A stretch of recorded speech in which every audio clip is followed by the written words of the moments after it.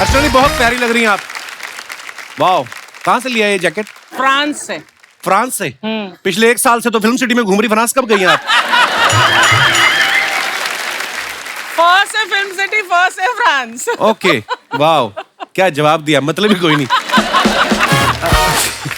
अच्छा, दुनिया में हर इंसान को टेंशन रहती है, मैंने देखा है। हाँ। कोई भी ले लो, बड़े से बड़ा, अमीर आदमी, गरीब आदमी, हर को टेंशन रहती है। और ये कार्यक्रम बचपन से शुरू हो जाता है। जब हम अपने बच्चों को कहते हैं ना कि बड़ा होके क्या बनेगा, तो बच्चा कहता है मैं डैडी बनूंगा, उसको क्या पता। और बच्चे के ऊपर इतना प्रेशर डालते हैं कि बच्चा बड़ा होने ही भूल जाता है। अच्छा, आम लेडीज की यही चिंता रहती है कि शाम को क्या बनेगा। हाय हाय। और दास दादा जैसे लोगों की ये चिंता रहती है 8 बज गए, गिलास कब बनेगा। तो ये भी आम आदमी को रसोई गैस की प्रॉब्लम रहती है, बड़े आदमी को पेट की गैस की प्रॉब्लम हो रही होती है। एक सोच रहा होता है खाना कैसे बनेगा, दूसरा सोच रहा होता है जो खाया वो कैसे पचेगा। बहुत सी जगह ना टेंशन होती नहीं, हम ले लेते हैं। आदमी ऑफिस में और बीवी फोन करके उसको बोल देना कि आप घर हो, आपसे कुछ बात करनी है, बंदे का ब्लड प्रेशर बढ़ जाता है। उसे ऑफिस की सुनीता से लेके पड़ोस की बबीता तक सब याद आ जाती है। वो यही सोच में रहता है कि बीवी के हाथ ऐसा क्या लग गया है, घर जाऊं या अपना एक्सीडेंट करवा लूं, कम से कम 1-2 दिन अस्पताल में रहूंगा, सवाल नहीं करेगी। कहीं तो फिर छाती में दर्द का बहाना लेके जाते, आज छाती में दर्द हो रहा है, तुम क्या कह रही थी फोन पे? तो कहती कुछ नहीं, मेरी माँ आ रही है। उसको सच में दर्द शुरू होने लगता है। कहने का मतलब ये है कि हम सभी किसी ना किसी टेंशन में रहते हैं, ऐसे में हमें जरूरत होती है मोटिवेशन की। तो आज हमारे बीच 3 ऐसे मोटिवेशनल स्पीकर्स आ रहे हैं जिनके लाखों करोड़ों फॉलोअर्स हैं। तो आप सबकी जोरदार तालियों के बीच सबसे पहले मैं बुलाने जा रहा हूं lifestyle coach, author, motivational speaker Shri Gaur Gopal Das जी।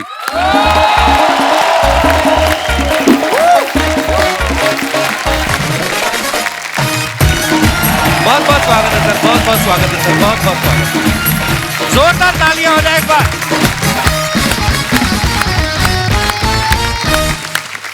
सर, आपका बहुत बहुत स्वागत है और बहुत बहुत धन्यवाद, आपने हमारा निमंत्रण स्वीकार किया। और आज पता मैं बड़ी दुविधा में हूँ सर। क्यों? मेरे को पहले ये नहीं समझ में आपको सर बुलाऊं, गुरुजी कहूं, स्वामी जी, मैं क्या कह के संबोधित करूं आपको? अरे, सबसे पहले तो मैं आपको बहुत तहे दिल से शुक्रिया करना चाहता हूं कि आपने और आपके प्रोडक्शन कंपनी ने मुझे यहाँ पर आज बुलाया। शुक्रिया। इस कपिल शर्मा शो के लिए। मतलब ये तो सबको हंसाते ही रहते हैं। दुनिया में इतना गम है, लेकिन इनके गम को कम करने का काम तो इन्होंने लिए रखा है ना? आशीर्वाद है सर। आप भी बहुत हंसाते हैं। कोशिश करता हूँ जी। इन्होंने मुझे पूछा कि मुझे किस नाम से संबोधित करें। हाँ।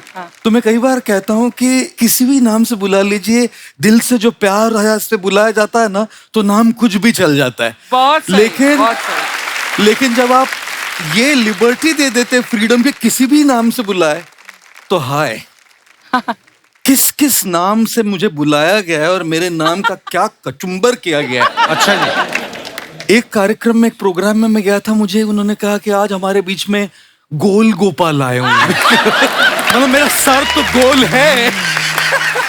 गोल गोपाल। अच्छा, मैं अमेरिका गया। अमेरिका में मुझे कहा, so we have amongst all of us gold Gopal Das. ये तो फिर भी ठीक था। हाँ। गोल तो ठीक ठाक था, गोल्ड भी। फिर एक मराठी प्रोग्राम में गया बंबई में। अच्छा जी। तो मराठी प्रोग्राम में कहते हैं, आज आपल्यामध्ये गोड गोपाल दास आले आहेत। तो गोड भी थोड़ा मीठा है, ठीक है। सबसे भयंकर वाला बताता हूँ। हाँ। आज हमारे बीच घोर गोपाल दास आए। अभी घोर तो मैं हूं नहीं जी। वाह, क्या बात है सर। आपको पता है, मैं तो कंफ्यूज था कि मैं सर को क्या कह के बुलाऊं। हमारे प्रोडक्शन वाले बड़े कंफ्यूज थे। नॉर्मली क्या फिल्म वाले लोग आते हैं सर यहाँ पे ना, तो वो पूछते हैं बर्गर, पिज्जा, ये सब मंगवाते हैं। आज मुझे आके पूछता सर फल लेंगे, दूध लेंगे? मैं कहा यार सर, आज आप हमारे शो पे आए हैं, आप भी मानते हैं कि जिंदगी में हंसना बहुत जरूरी है? बिल्कुल 100% हंसना बहुत जरूरी है जी, क्योंकि दुख तो यूं भरा पड़ा है। मतलब कितने लोगों की लाइफ में प्रॉब्लम है यहाँ पर? सबके। अच्छा, जो लोग हाथ नहीं उठा रहे हो, अपेक्षा करें कि मैं उनमें विश्वास करूंगा। लो कर लो बात। जिस जिंदगी में तो प्रॉब्लम होगी ना, जिंदगी है ना जनाब, तकलीफ तो होगी ही। बिल्कुल। वरना मरने के बाद तो जलने तक का एहसास नहीं होता। हाय हाय, क्या बात है। मैंने देखा सर के इंस्टाग्राम पे 5.5 मिलियन फॉलोअर्स हैं, बाकी सोशल मीडिया अलग है सर। तो मेरा सवाल आपसे ये था कि दुनिया को मोह माया से दूर रहने का पाठ पढ़ाने वाले गुरु जब सुबह उठते हैं तो आप जाके इंस्टाग्राम पे चेक कर दो कि रात के बाद कितने फॉलोअर बढ़े मेरे। देखते हो? क्योंकि ये रोज देखती हैं अर्चना जी, एक एक घंटे बाद चेक करती हैं ये। इतना झूठ बोलता है ना ये अभी इंसान। नीचे रखा होगा फोन। चुप कर। अच्छा एक बात मैं आपको बता दूं कि इसके किसी भी बात पर विश्वास मत करना। ये मेरे ऊपर जो भी बोलता है ना कमेंट, वो असत्य है। जो झूठ बोलता है उसको कौवा काटता है जी। कौवा काटेगा इसको। और यहाँ पे नवजोत सिंह सिद्धू साहब बैठते थे, उनको भी दिनेश ने आउट किया है, इनका कोई हाथ नहीं है। ये भी बात असत्य है। धन्यवाद। आप में से कितने लोगों ने कभी उपवास किया है, जैसे धार्मिक उपवास? किसी ने रोजा किया है यहाँ जी? किसी ने जन्माष्टमी नवरात्रि की है? किसी ने पर्यूषण किया है? पर्यूषण है ना। देखिए मैं आपको एक बात बताऊं, आप कट टू 2023 है जी। आपको अगर 2023 में उपवास करना है ना, एक दिन बिना स्मार्टफोन के, बिना इंस्टाग्राम के, Very good. बिना व्हाट्सएप क्या बात? के, बिना फेसबुक के, बिना लिंक्डइन के, बिना ट्विटर के, बिना स्नैपचैट के, बिना गूगल के, बिना टिंडर के, एक दिन ऐसा उपवास करके दिखाइए, खुदा नीचे उतर के आएगा, बोलेगा बस कर पगले, रुलाएगा क्या?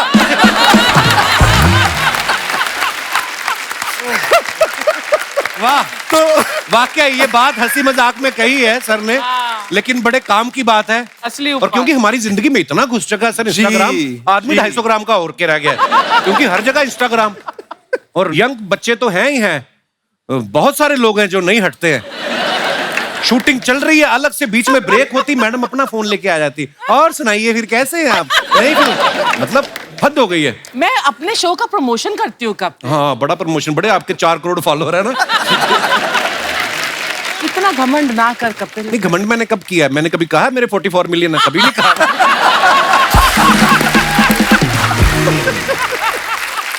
अच्छा सर का एक कोट है, when people smile it doesn't mean they are doing good, it just means they have chosen to smile.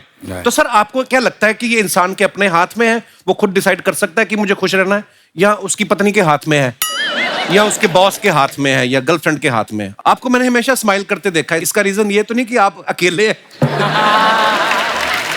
एक बार 15 अगस्त को किसी ने मुझे मैसेज भेजा, और वो वाला मैसेज जानते हैं आप, जो होता है लंबा, एक लाइन ऊपर लिखी रहती है, फिर dot dot dot dot dot dot dot dot dot dot dot dot, तो उसमें लिखा था first scroll down and read the message, only if you are single. तो मैंने कहा मैं तो क्वालिफाई करता हूँ, तो मैं नीचे क्या, dot dot dot dot dot dot dot dot 15 अगस्त था, नीचे लिखा हैप्पी इंडिपेंडेंस डे। अभी आपको एक बात बताऊं जी, देखिए हमारी खुशी की जिम्मेदारी अगर हम किसी और के हाथ में दे देंगे ना, तो जिंदगी भर मायूस रहेंगे। वाकई। और इसीलिए जितना हम अपनी भावनाओं का, अपने जज्बातों का कंट्रोल अपने हाथ में लेते हैं ना, उतना खुश रह पाएंगे। और फिर चाहे वो आपकी पत्नी हो, अपने बॉस हो, उनसे प्यार कर पाएंगे जैसे भी वो हो। नहीं तो बस यू रिमोट दबा रहे हैं जी लोग। दुनिया के हाथ में, दूसरों के हाथ में रिमोट कंट्रोल अपनी जज्बातों का मत दो, धीरे धीरे वो रिमोट कंट्रोल अपने हाथ में ले।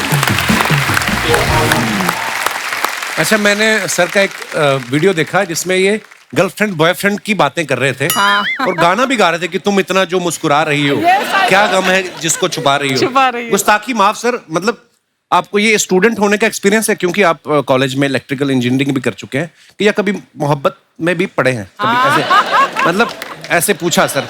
कपिल आज बहुत लिबर्टी ले रहे हैं।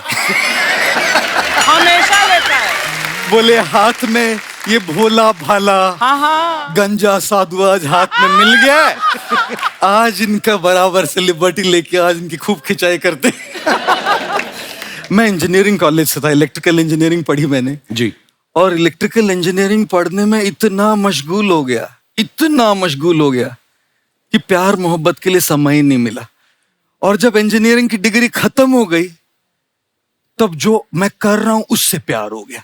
वाह। तो ये यहां से यहां आ गया। लेकिन आज की तारीख में जो जो प्यार मोहब्बत करते हैं, जिनके दिल टूटते हैं, जो चन्ना मेरे या गाते हैं, जो ए दिल है मुश्किल गाते हैं, वो मेरे पास आते हैं। रोने के लिए। जब ए दिल है मुश्किल भी सुकून नहीं देता, जब चन्ना मेरे यहाँ भी सुकून नहीं देता, तब कहाँ जाए, है ना घोर गोपाल दास जी। एक का हार्ट ब्रेक हो गया। अच्छा जी। 10 साल से रिलेशनशिप में थे दोनों, और वो इतनी शराब पी चुकी थी, वो ये थोड़ा मॉडरेटली ड्रंक था उस दिन। अच्छा जी। ये पूरी टिप्सी, टल्ली पूरी, मैं आम आदमी की भाषा में। जी जी जी जी जी जी पूरी टिप्सी। टल्ली मैं नहीं बोलूं। तो इसने उसके माता पिता को ऐसी गालियां दी, गंदी गंदी, शराब के नशे में। अच्छा जी। ये तो मॉडरेटली ड्रंक था, तो इसको समझ में आया कि भाई लड़की अच्छी है, मेरे से जमती है, लेकिन इसके मन में मेरे पेरेंट्स के लिए क्या है। तो अगले दिन उसने कहा हम ब्रेकअप करेंगे। तो ब्रेकअप तो हो गया, मेरे पास आया, 10 साल का रिलेशनशिप है, बिना पूछे मेरी गोद में सर रख के रोने लगा। सब ऐसी होती है, सब ऐसी होती है। मैंने कहा मेरे भाई कूल डाउन, तुझे खट्टे अंगूर मिले इसका मतलब सारे अंगूर खट्टे नहीं होते।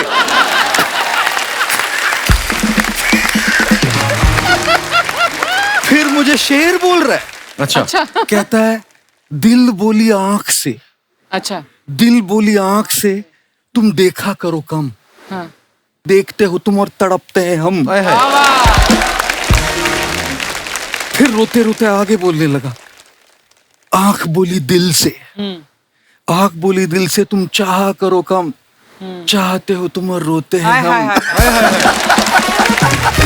सो मैंने तो कभी किसी से मोहब्बत नहीं की, लेकिन ये जो मोहब्बत के एपिसोड सुलझाते सुलझाते मैं मोहब्बत कोच हो गया। सर बहुत बहुत स्वागत है, आइए विराजमान हो जाइए। सर हमने ना ज्यादातर लोगों को देखा, कुछ नया करने जाते हैं ना तो इस बात से बड़ा घबराते हैं कि 4 लोग क्या कहेंगे। पहली बात तो ये 4 लोग कौन है सर, कहाँ रहते हैं ये, हमें तो दिखाई भी नहीं देते हैं, लेकिन फिर भी मन में डर क्यों बैठा रहता है सर। आप प्लीज विराजमान हो जाइए। हाँ जी, हाँ जी। ये इन लोगों से कैसे छुटकारा पाए हम। मेरी माँ मुझे बड़े साल कहती रही तू शादी नहीं कर रहा, 4 लोग क्या कहेंगे। वो 4 लोग शादी में भी नहीं आए। वैसे काफी सारे आए पर वो 4 लोग नहीं आए। मैं कई बार कहता हूं, अगर दूसरे लोग आपके बारे में क्या सोचेंगे ये भी आप ही सोचेंगे तो वो क्या सोचेंगे। वाकई। अरे उनको सोचने के लिए कुछ छोड़िए ना भाई। और अंग्रेजी में इसको नॉइज और वॉइस कहते हैं। बाहर के जो लोगों के जो ओपिनियंस होते हैं, जो सलाह होती है, जो मत होते हैं, जो राय होती है, वो सब नॉइज है। चाहे कितनी अच्छी इंटेंशन भी हो, लेकिन नॉइज है। और इस सब नॉइज में, इस आवाज में अपनी वॉइस को नहीं भूलना चाहिए जी। अपने अंदर भी एक वॉइस है। क्या बात। और इसीलिए मैं कई बार कहता हूं जी कि दूसरों की बात सलाह मानने में कोई दिक्कत नहीं जब उसमें कोई सच हो, लेकिन कुछ तो लोग कहेंगे। लोगों का काम है कहना, इन फिजूल की बातों में कहीं बीत न जाए रहना। मैं कई बार बोलता हूँ कपिल जी, आज मैं कन्फेस कर रहा हूँ आपके सामने जी, मैं जब भी स्टेज पे पहली बार किसी भी इवेंट में जाता हूँ, जैसे स्टेज पे आता हूँ तो मैं कहता हूँ, आपका नाम लेता हूँ, ऑल इवेंट्स। अरे वाह। ऑर्गेनाइजर्स ने मुझे कहा है कि गुरुजी आपको जो बोलना है ना तब बोलिए, लेकिन हमारी ऑडियंस को ना मजा आना चाहिए। फिर मैं कहता हूँ, ये जो कहते हैं कि हमारी ऑडियंस को मजा आना चाहिए, मैं क्या कपिल शर्मा हूँ? स्टैंडर्ड लाइन है मेरी। तो इसलिए देवियों, सज्जनों, दोस्तों, दूसरों की बात मानते मानते खुद को भूल मत जाओ। खुद को क्या करना, उसको दूसरों की राय से ज्यादा अपनी खोज करनी ज्यादा जरूरी है। क्या बात। तो उन 4 लोगों को 4 कोने में बंद कर दो और अपनी आवाज को सुनो। हाँ जी मम्मी ठीक है। आज तो आपको बैठा के सुनाने लायक लगता है। अच्छा, ऐसा कहा जाता है ना कि इंसान को लाइफ में जब कोई झटका लगता है वो सब छोड़ छाड़ के अध्यात्म की तरफ आ जाता है। सर जैसे आप इलेक्ट्रिकल इंजीनियरिंग की पढ़ाई कर चुके हैं, तो तारे जोड़ते जोड़ते कौन सा ऐसा झटका लगा कि जो आप अध्यात्म की तरफ आ गए? कई बार ऐसे लोगों को लगता है कि झटका लगने से ही अध्यात्म की ओर आते हैं लोग। जैसे नौकरी नहीं मिली, छोकरी नहीं मिली, कुछ तो गड़बड़ हो गई होगी कहा। तो हमारे समय 3 ही ऑप्शन थे हमारे पास। इंजीनियर बनो, डॉक्टर बनो या फेलियर बनो, तीनों के अलावा कोई ऑप्शन नहीं थे। उसमें से मुझे इंजीनियरिंग मिल गई, और इंजीनियरिंग के बाद तो सब लोगों को अपना करियर बनाना होता है। एक लड़का एमबीए कॉलेज के बाहर एमबीए के लिए फॉर्म भर रहा है, वॉचमैन से पूछा, भाई साहब एमबीए यहाँ करना चाह रहा हूँ, यहाँ से कॉलेज कैसा है?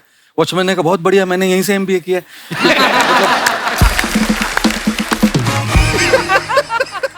तो मेरे साथ इंजीनियरिंग करने के बाद ये नौबत तो नहीं आई, अच्छी जॉब भी ली ह्यूलेट पैकर्ड में, लेकिन मैंने एक बात अपने आप को, एक सवाल पूछा बस, कि मैं सबसे ज्यादा मेरा वक्त मेरे काम में जाएगा। हम अपने फैमिली के साथ कितना वक्त बिताते हैं, सवेरे थोड़ा, शाम को थोड़ा, वीकेंड पे थोड़ा, और यदि हमारे काम पे हमारा सबसे ज्यादा वक्त जाने वाला है, तो क्या उस वक्त में हम वो करेंगे जो हमको पैसा तो खूब दे रहा है लेकिन जच नहीं रहा है? तो मैं जो कर रहा था वो बहुत बढ़िया कर रहा था, लेकिन वो यहां खुशी नहीं मिल रही थी। तब फिर सोचा कि भाई ये नहीं चलेगा, अब तो निकलना पड़ेगा यहां से। रिस्क ली, और मतलब कैसी रिस्क कि आगे पीछे क्या होगा कुछ पता नहीं, कूद गया। और मैं कई बार कहता हूं, समंदर में फना होना तो किस्मत की कहानी है, दुख तो उन पे होता है जो किनारों पे मर जाते हैं। वाह, इतने घंटे बिताने हैं मुझे वहां, वो करते करते नहीं मरूंगा जो मेरी रूह तक नहीं पहुंच रहा है, इसलिए ये शिफ्ट किया। क्या बात है, दिल से निकलनी चाहिए, कोई दिल भी से चीज। दिल से निकलनी बट चाहिए। हर किसी को ये लग्जरी नहीं होती गौर साहब, कि वो ऑफिस ना चूज करे, अपने दिल की माने। जी जी है जी, ना? क्योंकि दिल की बात जो चूज करते हैं ना, जैसे मैंने की, अगर यहाँ के कोई यंग नौजवान लड़के लड़कियां बैठे, वो तो उनको तो बहुत अच्छा लगेगा कि चलो ये छोड़ देते main stream career, follow your passion. लेकिन कई बार सच्चाइयां भी होती है, Yes. और सच्चाई ये होती है कि घर में ईएमआईज होते हैं, लोन्स होती है, फाइनेंशियल लायबिलिटीज होती है, कई बार बीमार लोग होते हैं जिनके खर्चे होते हैं, और उस रियल लाइफ नीड्स के लिए पैसे लगते हैं। तो मेरी उन सब के लिए एक राय है कि आप लोग ना अपना मेन स्ट्रीम करियर अभी नहीं छोड़िएगा। मैं पागल था, मैंने रिस्क ले ली, इतना ज्यादा, इतनी मोहब्बत हो गई जो मैं कर रहा था उससे कि वो रिस्क ले ली, क्योंकि मोहब्बत में आदमी रिस्क ही लेता है। इसलिए कहता हूं मैं, कह भाई, love is blind, marriage is the eye opener. Sorry joke सपाट। तो मैंने वो रिस्क ले लीजिए, रिस्क लेके मैं कूद गया इसमें। लेकिन मैं किसी को एडवाइस नहीं करता कि ये रिस्क ले, रियल होना चाहिए, कैलकुलेटेड रिस्क होनी चाहिए। ये अपनी मेन स्ट्रीम से पैसे कमाए, और साथ साथ में जो भी पैशन है ना, थोड़ा थोड़ा साइड में करते रहे, As a hobby, yeah. Hobby से करते रहे। हो सकता है कि वो एक दिन इतना डेवलप हो जाए कि ये छोड़ के आप वही करें अपना मेन करियर। True, true. वैसे तो कर ही सकते हैं, बैलेंस्ड अप्रोच है। पर जैसे अर्चना जी, आपने भी, अर्चना जी देहरादून से बिलोंग करती हैं जी। और उस समय, आज से 35 साल पहले या 36 साल पहले, जब आपने सोचा मुझे हीरोइन बनना है, आपने भी दिल की सुनी ना अर्चना जी, ऐसा तो नहीं है? तो अब ये मेन स्ट्रीम काम तो ये कर रही हैं, फिर जो इनका पैशन है, यहाँ से पैसे कमा के फिर ये वेगस जाती है, वहां जुआ खेलती है।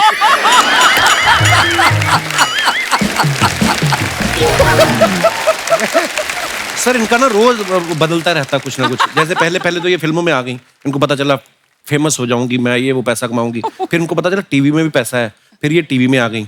अब बीच में ये मुझे कह रही थी, कहती मुझे ना प्रवचन देने हैं। तो मैं क्या, उसके लिए आपके फॉलोअर भी होने चाहिए। कहती एक तो बन गया। मैं कहा कौन? कहती परमीत सेठी, इनके हस्बैंड है।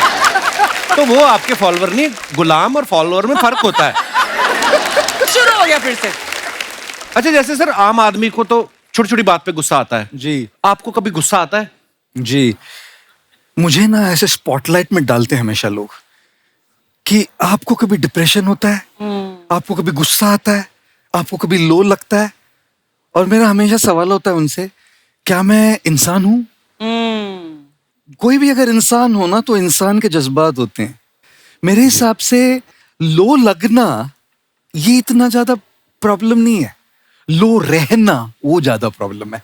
गुस्सा आना ये उतना प्रॉब्लम नहीं है, गुस्से में अनाप शनाप बक देना ये बड़ा प्रॉब्लम है। 25-26 साल में ये कहना कि मुझे गुस्सा नहीं आता जाती होगी, ये कहना कि मैं गुस्से में रिएक्ट नहीं करता ये सच्चाई होगी। मैंने अपने गुरुजी से एक बहुत बहुत बहुत वैल्यूबल एक शब्द, एक लफ्ज, एक वर्ड सीखा है। वो वर्ड है वेट। अच्छा। गुस्सा आ रहा है ना, थोड़ा सा बस रुकिए। आपको कोई नहीं कह रहा कि उसको आप कुछ मत बोलिए, अभी मत बोलिए बस।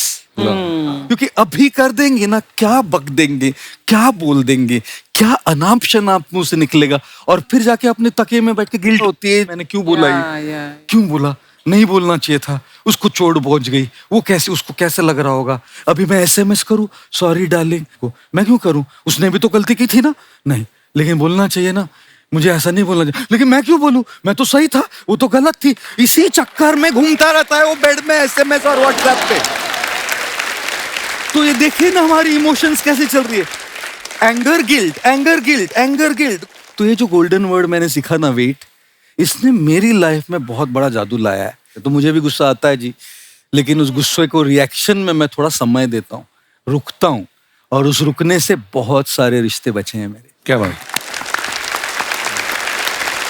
अच्छा, इंसान जब बातें सुनता है इनकी सोचता है आज से टेंशन लेनी, लेकिन जैसे ही इनके वहां से बाहर निकलता है और देखता है जूते गायब है मेरे, फिर टेंशन में आ जाता है, कल ही नए लिए थे, है ना। तो टेंशन कैसे सर हो ही जाती है, टेंशन भी ना। जी जी, हमारे टेलीकास्ट का इशू हो जाता है कभी कभी, कभी हमारी स्क्रिप्ट रेडी नहीं होती है, कभी हमारा कुछ डिले हो गया, कुछ छोटी छोटी बातों को लेके टेंशन हो जाती है। क्या करें सर इसका? जी जी जी जी, तो टेंशन के लिए जी, रोज की स्ट्रेस के लिए जी, रोज की कुछ रीजंस होंगी। एक बात मैं हमेशा सबसे पूछता हूं कि देखिए, हमेशा अपने माइंड में 2 सेक्शन बनाइए। एक सेक्शन आपके हाथ में क्या है, कंट्रोल में क्या है, और दूसरा आपके हाथ में क्या नहीं है। अगर आपके हाथ में है तो उसकी प्रेशर और टेंशन लेनी चाहिए ना, तब तो सुलझेगा ना प्रॉब्लम। लेकिन अगर आपके हाथ में चीज नहीं है, उसकी टेंशन लेके तो आपकी सेहत खराब हो रही है, आपकी मेंटल हेल्थ खराब हो रही है, आपकी पीस खराब हो रही है, आपकी रिलेशनशिप्स खराब हो रही है। वो आपके हाथ में थी ही नहीं। देखिए, जो हमारे हाथ में नहीं होता, okay. उसको बदलने की कोशिश करना तो बिल्कुल वैसा होता है जैसे दीवार पे जाके अपना सर पीटे, दीवार नहीं हिलेगी, सर को चोट पहुंचती है। हाँ, दीवार कब हिलेगी, जब कोई एकदम टिप्सी वाला होता है ना, वैसे वो एक बार आया मेरे पास एक, अच्छा, और पूछता है, गुरुजी आप बताइए 15 लीटर दूध पीने से ज्यादा शक्ति आती है कि 200 ml वोडका? तो मैंने कहा, भाई देख, मैंने तो कभी शराब पी नहीं है और न मैं पीता हूं, तो मैं तो दूध से जाऊंगा। 15 लीटर दूध में ज्यादा शक्ति है। बोला गलत गुरुजी। मैंने कहा कैसे? बोला 15 लीटर दूध पीजिएगा और जाइए और दीवार को लात मारी, सर से मारी, दीवार हिलेगी नहीं? हिलेगी। अब 200 ml बिना सोडा के वोडका पीजिए, उधर ही खड़े रही, दीवार अपने आप हिलने लगेगी।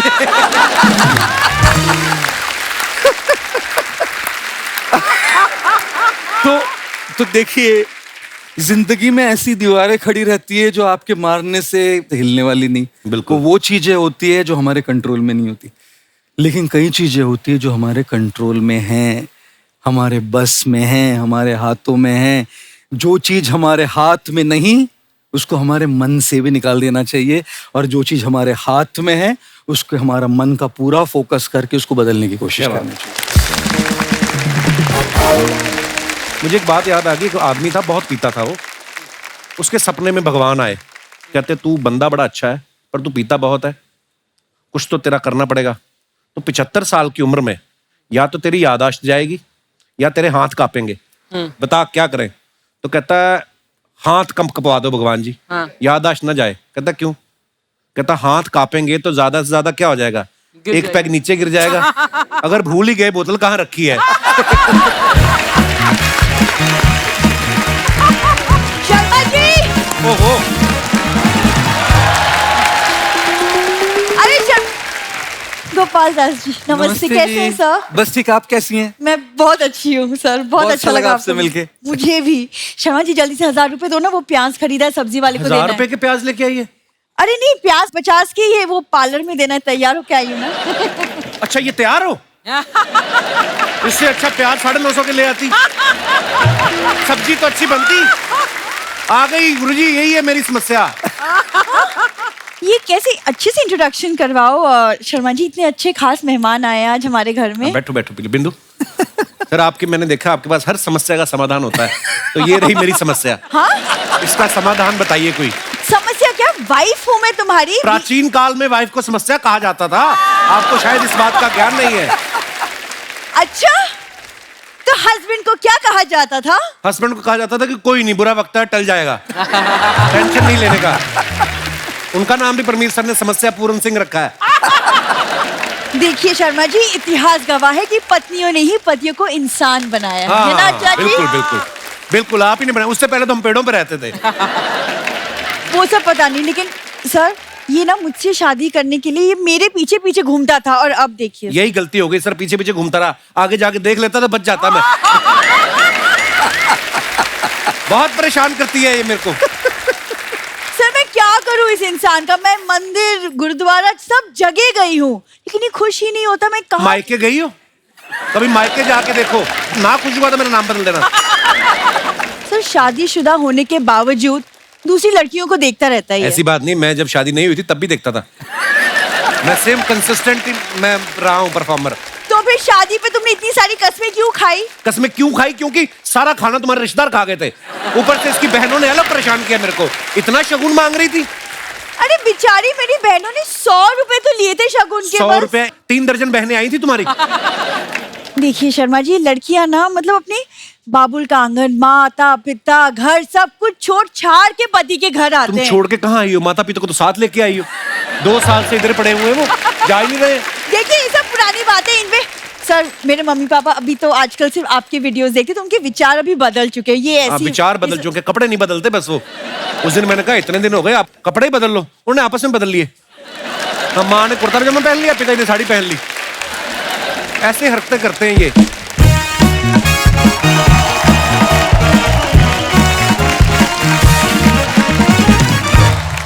कौन मम्मी पापा? हाँ किसके मम्मी पापा? एक सेकंड, किसके मतलब? मेरे क्या हो गया आप लोगों को? मैं आपकी बेटी हूँ बिंदु। बिंदु कॉमा फुल स्टॉप ब्रैकेट, हाँ ये सब इंसानों के बनाए हुए हैं। और हम दोनों इन रिश्तों से ऊपर उठ चुके हैं। वाह, रिश्तों से उठ चुके हैं, नहीं तो बेड से 2-2 बजे तक नहीं उठते ये लोग। अलार्म से उठते हैं ना, ये प्रेशर कुकर की सीटी से खाना बन गया, उठते उठते हैं। खाना पीना सोना ये सब शरीर के लोचे हैं, आत्मा तो शांति ढूंढती है, उसी को ढूंढने के लिए हम निकल पड़े हैं। ये जो निकलने वाली बात की ना, मेरी आत्मा को बड़ी शांति मिली। फटाफट आप निकल जाओ, जितनी अरे, जल्दी हो सकता है। एक सेकंड आप चुप, क्या निकलने? कहाँ जाने की बातें कर रहे हैं आप दोनों? हम प्रायश्चित करना चाहते हैं। जीवन में हमसे कुछ गलतियां हुई हैं। एक नहीं हुई है, 8-9 हुई है। एक तो यहाँ है, 8 अंदर है आपकी। देखो दामाद जी, इंसानों से गलतियां होना तो स्वाभाविक है, लेकिन उन गलतियों को मान लेना बड़ा महान कार्य है। बहुत सही। हम अपनी इस गलती को मानते हैं और ऐसी गलती दोबारा ना हो, इसलिए हम लोग पहाड़ों में जा रहे हैं। तो अलग अलग पहाड़ों पे जाना आप उत्तरांचल वाले जाओ, आप हिमाचल वाले जाओ। एक पहाड़ पे जाओगे फिर गलतियां करोगे आप लोग।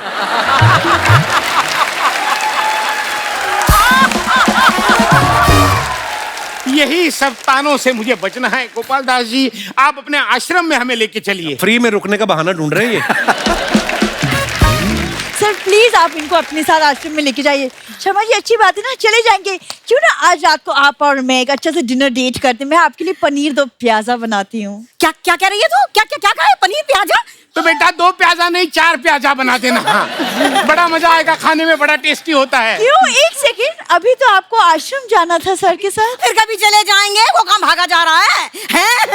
अरे पनीर तो कल तक खराब हो जाएगा। देखा, हरकतें देखी आपने इनकी। क्षमा करें गोपाल दास जी, चलिए, चलिए। Plan cancel. चलिए नाटक हो गया, अंदर चलिए। सो दोस्तों, अब वक्त है आज के दूसरे मेहमान को आमंत्रित करने का। ये इन्फ्लुएंसर है, इंटरनेशनल मोटिवेशनल स्पीकर है, लीडरशिप कंसल्टेंट है, बिजनेस कोच है, कॉर्पोरेट ट्रेनर है। तो चलिए बुलाते हैं आप सबकी जोरदार तालियों के बीच डॉक्टर विवेक मित्रा।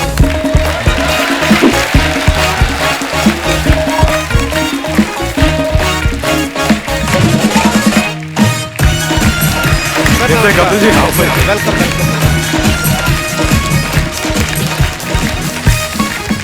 सर आपका बहुत बहुत स्वागत है।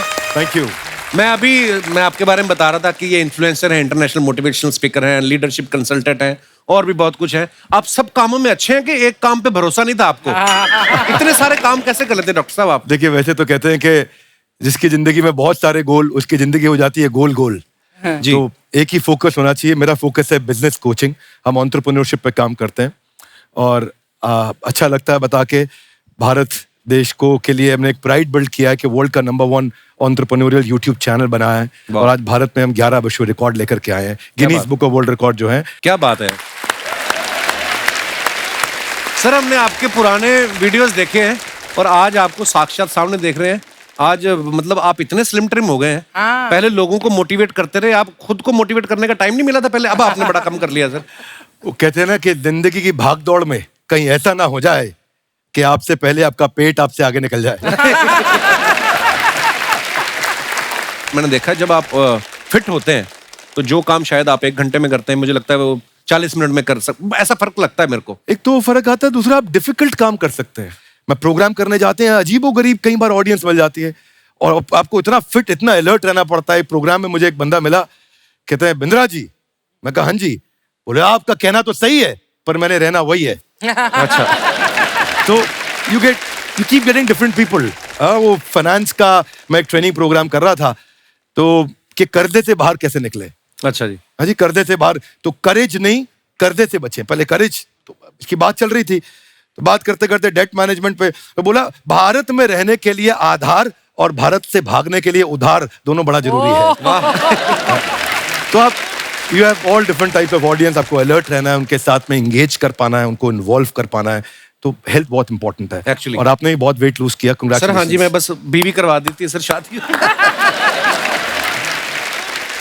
और डॉक्टर साहब के अंदर ऐसे खतरनाक स्किल हैं, किसी को भी मोटिवेट कर सकते हैं। अभी स्टूडियो के बाहर हमारे जो गार्ड बैठे हुए थे ना, ये उसको बोल रहे थे तू भी कर सकता है, ऐसे हाथ पे हाथ रख के मत बैठ, उठ भाग दौड़। वो दौड़ गया, उसकी सैलरी कट गई 1 दिन की। आइए सर, बहुत बहुत स्वागत है आपका।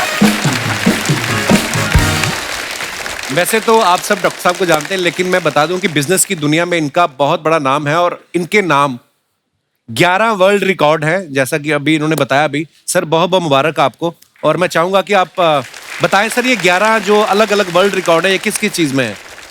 11 विश्व रिकॉर्ड बेसिकली कोविड के टाइम पे जब सब लोग अपने घर पे थे, लॉकडाउन हो गया था, तो हम देख रहे थे कि कठिन परिस्थिति में बिजनेस में लोगों को कैसे हेल्प करें। तो हमने कुछ वेबिनार किए, जूम पे वेबिनार्स किए। हम एक्सपेक्ट कर रहे थे कि वेबिनार में 1500, 2000, 5000, 10,000 लोग आएंगे। तो वेबिनार में हमने देखा कि रजिस्ट्रेशन बहुत ज्यादा हो गया। तो हमने गिनीज वर्ल्ड रिकॉर्ड को अटेम्प्ट किया, तो रशिया के पास वो वर्ल्ड रिकॉर्ड था 11,000 लोगों का। अच्छा जी। हमने जब वो वेबिनार किया तो 26 लाख लोग आ गए उस वेबिनार में। वाह। और 26 लाख लोग आए तो पहला वर्ल्ड रिकॉर्ड बन गया। लॉकडाउन में मैंने दूसरा वेबिनार किया कि लॉकडाउन में सेल्स कैसे बढ़ाएं। तो एक समस्या बहुत बड़ी थी। पता चला कि ये सेल्स का वेबिनार का वर्ल्ड रिकॉर्ड चाइना के पास था। तो हमने अटेम्प्ट किया तो 35 लाख लोग जूम के वेबिनार पे आ गए। फिर हमने उसको यूट्यूब पे ले गए, वो वेबिनार बहुत पॉपुलर हो गया, सेल्स कैसे बढ़ाएं। तो ऐसे HR पे, फाइनेंस पे, सेल्स पे, ऑपरेशंस पे, मार्केटिंग पे, लीडरशिप पे, अलग अलग सब्जेक्ट पे बने और लोगों को फ्री में, उनको कैसे कंटेंट फ्री में दे सकें। पर कंटेंट के लिए मैं आपको बधाई देना चाहता हूँ। हर बार यूनिक कंटेंट देना बहुत मुश्किल काम है और हर बार आप यूनिक कंटेंट ला करके देते हैं। कॉमेडी की दुनिया में मैं कहूँगा अगर बच्चन साहब के बाद कोई इतने लंबे समय तक रेलेवेंट रहा है तो वो आप रहे हैं। क्योंकि सोनू निगम बार बार पुराना गाना गा सकते हैं, फिर ताली बज सकती है, पर बार बार कॉमेडी का कंटेंट रिपीट नहीं किया जा सकता। ये बहुत Well बढ़िया है। said. आपने ऐसी बातें बोल दी सर, धन्यवाद आपकी मोहब्बत के लिए। अब बारी है हमारे अगले मेहमान को मंच पे आमंत्रित करने की, जो बच्चों को पढ़ाने के लिए अलग अंदाज के लिए फेमस है। आप सबकी जोरदार तालियों के बीच प्लीज वेलकम टीचर और मोटिवेशनल स्पीकर मिस्टर खान साहब।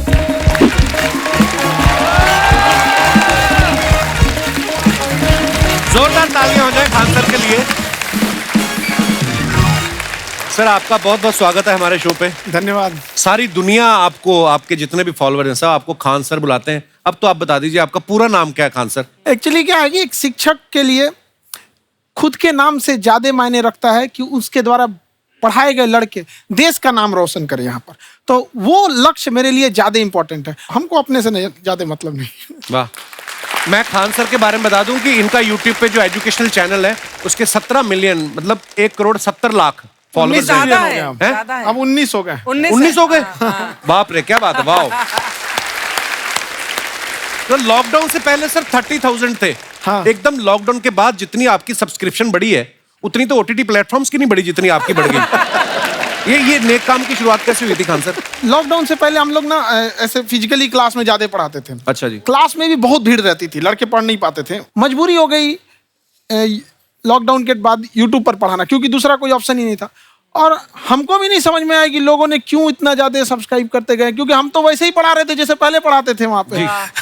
तो बस ये रहता है कि लड़कों को पढ़ाई से रिलेटेड उसको डाउट ना रह जाए कोई भी, क्योंकि जब हम लोग पढ़ते थे ना तो सबसे पीछे आते थे, हम लोग क्लास के पीछे बैठते थे। हम लोग मान लिए थे कि ये लोग बहुत अच्छे पढ़ने में, हम लोग का तो कुछ नहीं हो सकता है यहाँ पे। और घर वालों को भी लगता था तो जीव ले ला, कैसे भी काम चल जाएगा। बाद में हम लोग को पता चला ना कि ये टीचर की गड़बड़ी थी, हमारे ऊपर ब्लेम लगा दिया। सर आइए, बहुत बहुत स्वागत है आपका।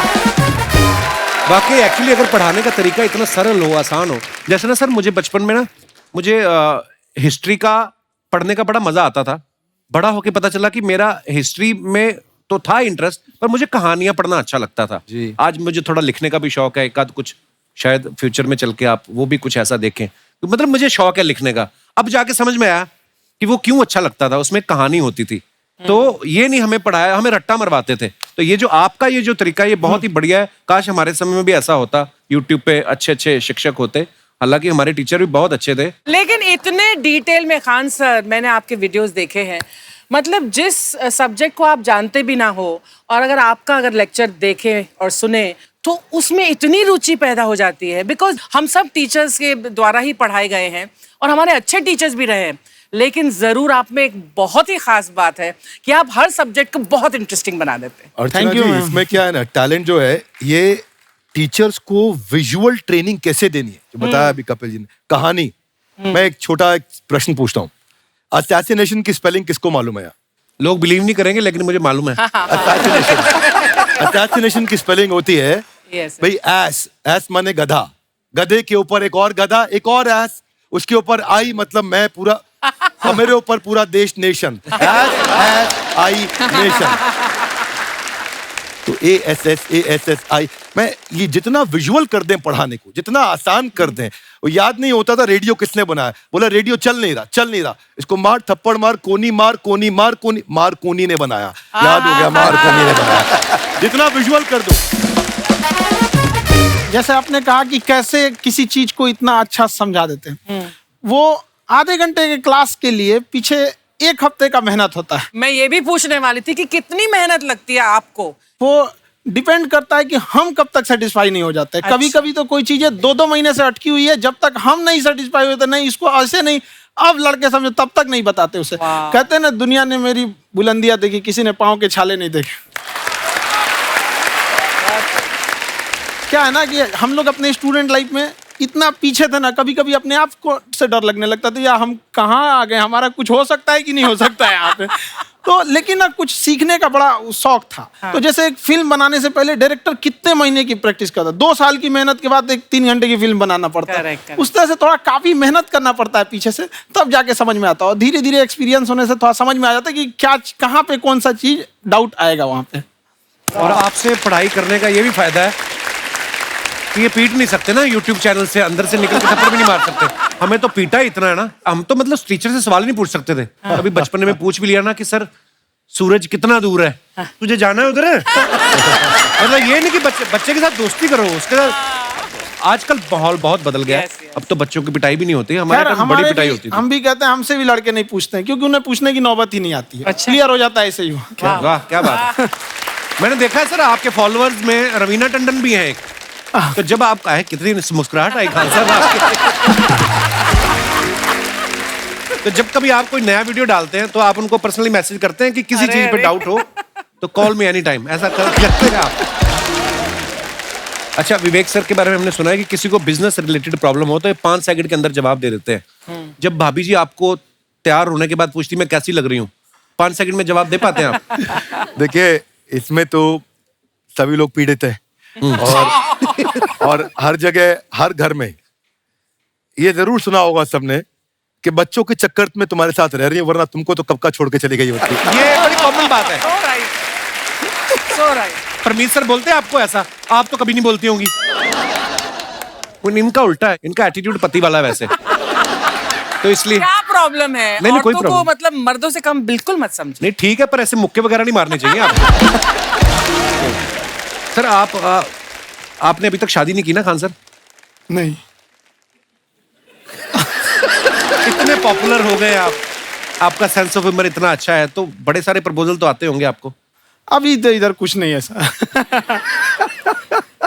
खान सर पर्सनल सवालों का जवाब कम देते हैं। अच्छा, वैसे हम शादीशुदा लोगों को देखने के बाद हमको थोड़ा सा और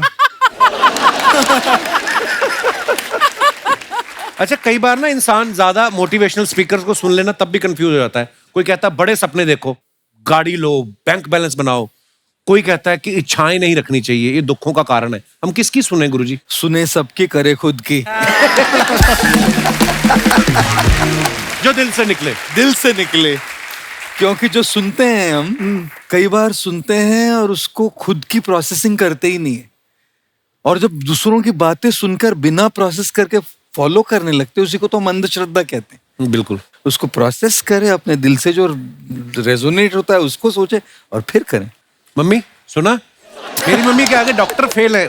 मम्मी की जो सहेली ऑन द स्पॉट इसके साथ बैठी है, और इनको अगर कोई प्रॉब्लम है, फॉर एग्जाम्पल कोई शुगर की प्रॉब्लम है, तो उन्होंने जो बोल दिया वो अंतिम सत्य है।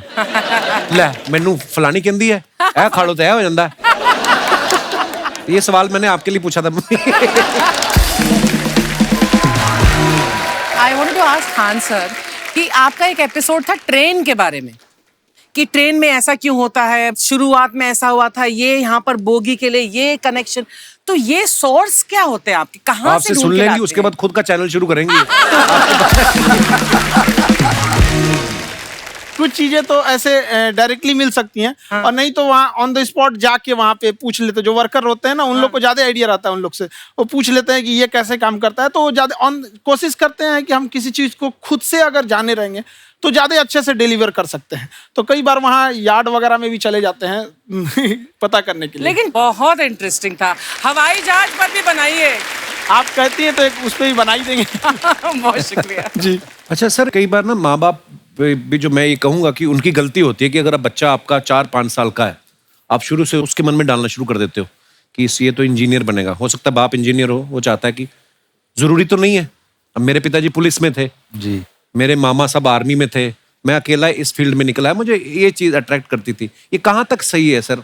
जी मेरे हिसाब से तो बच्चों पे कभी प्रेशर नहीं डालना चाहिए, लेकिन साथ ही साथ हमको ये भी देखना चाहिए कि जैसे एल्बर्ट आइंस्टाइन ने एक बहुत अच्छी बात बताई थी, अगर एक खरगोश हो, एक बंदर हो, एक हिरन हो, एक शेर हो और एक मछली हो, उन सब को आप एक कतार में खड़ा कर दीजिए और उन सब के लिए एक ही टेस्ट हो कि आप पेड़ पे सब लोग कैसे चढ़ पाए। बहुत खूब। वाकई। अब सबको एक टेस्ट कैसे दिया जाए? मछली तो आत्महत्या कर लेगी सोच के कि मैं तो कोई पास ही नहीं होंगी, ये मछली कैसे पेड़ पे चढ़ेगी? राइट। लेकिन कई बार ऐसे हो गया ना कि एजुकेशन सिस्टम ऐसी बन गई कि बस ग्रेड्स हो गए, सब्जेक्ट्स पढ़ने हैं, Right. जो भी किया है, और वो भी जरूरी है, लेकिन वो करते करते बच्चों की जो इंटरेस्ट है, बच्चों की जो पैशन है, उसमें उनको एंकरेज करना बहुत ज्यादा जरूरी है। एक पिताजी एक बार अपने बेटे को ऐसा चाटा मारे जोर से, तो पड़ोसी ने पूछा क्यों मार रहे जी? बोला कल रिजल्ट है इसका। कल रिजल्ट? तो बोले रिजल्ट कल है ना साहब, तो आज क्यों मारने? कल बाहर गाँव जा रहा हूँ, कल का काम आज निपट के करता हूं। कहने का मतलब ये है कि आप देखिएगा कि अगर आप बच्चों को अपने कॉम्पिटेंस के हिसाब से नहीं देंगे तो ये चाटे ही खाते रहने पर फेल ही होते रहेंगे। बहुत खूब। वाकई। अच्छा, विवेक सर का एक कहना है कि बच्चों का अगर 95% से ज्यादा मार्क्स आते हैं वो भी खतरनाक होते हैं। 75 से 85% वाले जो बच्चे होते हैं लाइफ में बड़ा अच्छा करते हैं। अच्छा। कभी किसी पेरेंट्स ने आगे कहा है कि आपकी वजह से मेरा 95% वाला बच्चा 75 पे आ गया? नहीं, बेसिकली 95%, देखिए स्कूल में जो पढ़ाई हो रही है, जो बताया, वो classroom based conceptual theoretical approach है, और उसमें बच्चे को क्या चाहिए, एक कॉन्सेप्ट होता है कि जिस सब्जेक्ट में 10 में से 3 आ रहे हैं उस पर फोकस करने की जगह वहां फोकस करो जिसमें 10 में से 7 आ रहे हैं, ताकि उसका सुपर स्पेशलिस्ट बने। पर वहां सब कुछ पोर किया जा रहा है, तो 95% के चक्कर में, 98% के चक्कर में अपनी ओवरऑल डेवलपमेंट कर नहीं पाता है। और ये पुराने पैटर्न्स के कारण हमारे यहाँ बच्चे डेवलप नहीं हो रहे हैं, और पैटर्न्स इतने मजबूत हैं। तो मैं ये लोगों को बोलता हूँ कि बच्चे को जो उसको आता है, जो उसको भाता है, जो बाजार चाहता है, जब इनका कॉम्बिनेशन बन जाता है तो बच्चा इतना सफल हो जाता है कि उसके मुकाबले कोई और खड़ा नहीं हो पाता। क्या बात है, बहुत अच्छी बात। मैं देखो, ये पुराने बिलीफ तोड़ने जरूरी हैं। आप जानते हैं गाय दूध देती है, यस नो? नो, गाय दूध नहीं देती, गाय का दूध निकालना पड़ता है। ये पुराना पैटर्न है भाई। ऐसे ही कामयाबी, सफलता अपने आप नहीं मिलती है, वो भी निकालनी पड़ती है। तो ये लाइफ में कुछ पाने के लिए हमारे को कुछ खोना पड़ता है। Would you agree with me, yes no? No, कुछ पाने के लिए कुछ करना पड़ता है, खोना नहीं पड़ता है। तो ये हमारे बड़े पुराने पैटर्न है जी, क्योंकि डर के आगे नहीं होती है जीत, डर के आगे दर्द होता है। उसके बाद सीखे तो फिर जीत होती है। पर चक्कर क्या है, हमारे पुराने पैटर्न बड़े सारे बने हुए हैं, और वही पुराने पैटर्न के चक्कर में कि जितनी चादर उतना पैर पसारो। क्यों पसारो? डबल बेड की चादर लाओ, नई चादर लाओ, पैर बाहर निकालो, आगे बढ़ो। So we got to break those patterns. आगे निकलिए, बेटर बिलीफ्स डेवलप करिए, आसपास अच्छे लोगों की संगत रखिए, पैटर्न्स को बदलेंगे, चीजें बदलेंगी। जैसे अर्चना जी आप कह रही थी ना कि रेलगाड़ी के ऊपर कैसे वीडियो बनाया खान सर ने, ये एजुकेशन के साथ साथ कोई गंभीर विषय के ऊपर या कोई देश के ऊपर कोई ऐसा कोई मुद्दा, कोई करंट टॉपिक चल रहा है, उसके ऊपर भी वीडियो बनाते हैं। Yes, I've seen. अब मैंने सुना है कि आपको कोई धमकी वमकी, किसी हमला भी हुआ आपके ऊपर, हैं? क्या हुआ था वो?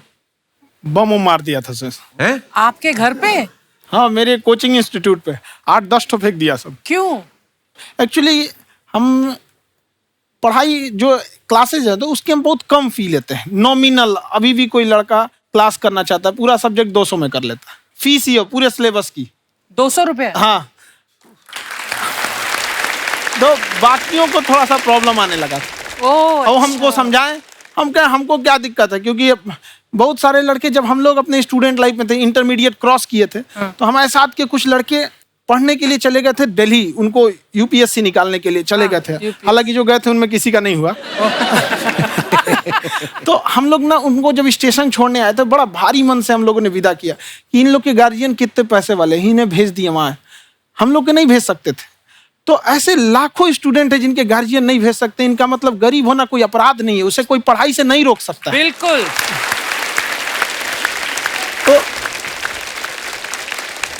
तो हमने ठान लिया था कि कभी अगर मौका मिलेगा तो उसको हम जरूर कम करेंगे।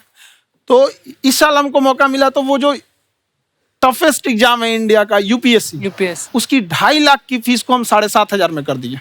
और सेम, बहुत बढ़िया, वेरी गुड। बहुत अच्छे। और इंडिया के सबसे बेस्ट टीचर के साथ जो भी हैं वो अपने सब्जेक्ट में उससे बेस्ट इंडिया में कोई नहीं। और इतना के बावजूद ऐसे हम लोग को लगता होगा 7,500 बहुत कम है। एक लड़की ने कहा कि सर शाम वाले बैच को ना मॉर्निंग में कर दीजिए। हम कहे बाबू तो इतना सबके इंडिविजुअल से तो बैच ट्रांसफर नहीं, तो क्या प्रॉब्लम है? उसने कहा ना शाम में हमको दूसरे के यहाँ बर्तन मांजने जाना होता है। तो हम लोग को लगता है कि जितना ये तकलीफ है इससे कई गुना ज्यादा है। और कई बार तो ऐसा लगता है कि वो भी ना ले। एक लड़का बेचारा नदी से बालू निकालता था और वो बालू को भरता था, फिर नाव बालू को किनारे लेके बेचती थी, और वो बालू भरता था, उससे मेरी फीस ले आया। हमारा हाथ कांप गया, हम कैसे फीस ले लेंगे यहाँ पर। बहुत बढ़िया।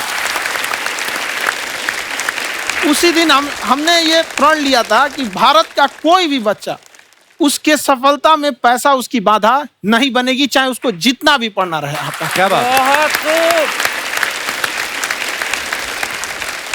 और अर्चना जी, मैं इनके बारे में एक बात, खान सर आपके बारे में मैं एक बात कहना चाहता हूँ। इनका जो स्टार्टअप है ये बूटस्ट्रैप्ड है। अच्छा। मैं साधारण भाषा में बता देता हूँ, ये सेल्फ फंडेड है।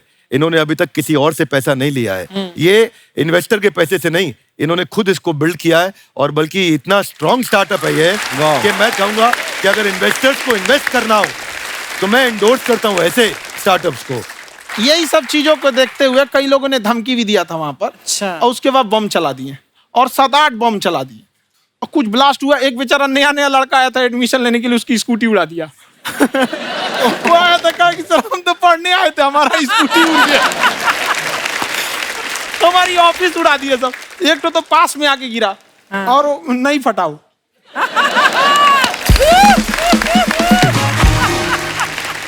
बाद में बहुत सारे लोग धमकियां दिए, लेकिन कहते हैं ना सूरज कितना भी तेज चमक ले समंदर नहीं सुखा सकता। वाह वाह वाह, क्या बात है।